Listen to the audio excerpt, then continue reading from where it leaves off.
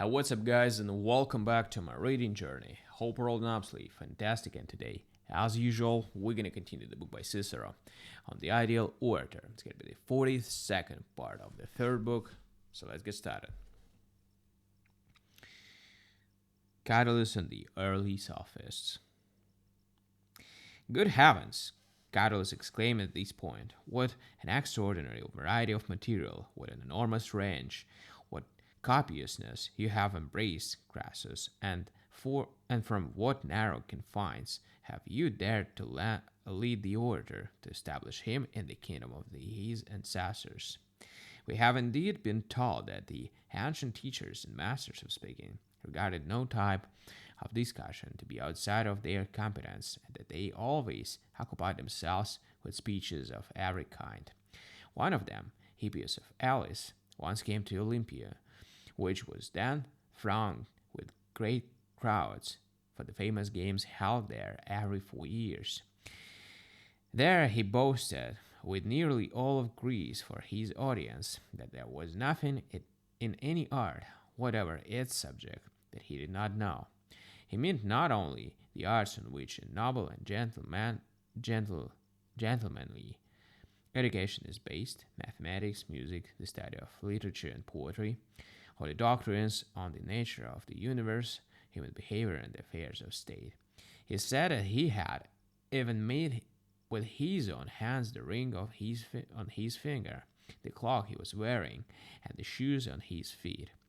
No doubt he took things too far, but precisely from this it is easy to deduce how much of truly splendid arts these orators wanted to possess, since they didn't spurn even the vulgar ones.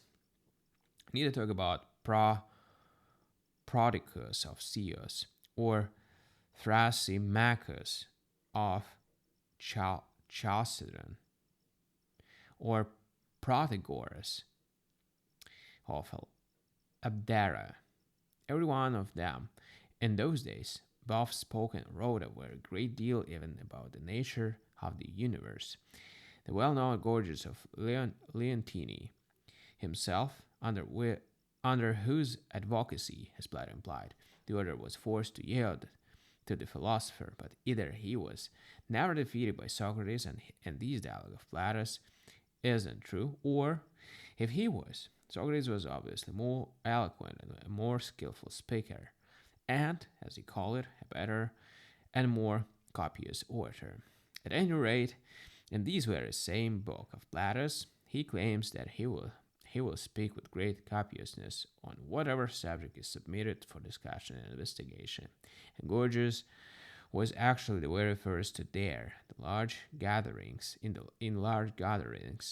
to call on people to tell him what subject each of them wanted to hear about. And the Greeks paid him an enormous honor of setting up for him alone a statue at Delphi that was not gilded but made of solid gold. Alright, guys, so we've done with another part, and yeah, as usual, we're gonna continue tomorrow the next one. Thank you for joining me today in this reading session. See you tomorrow. Bye.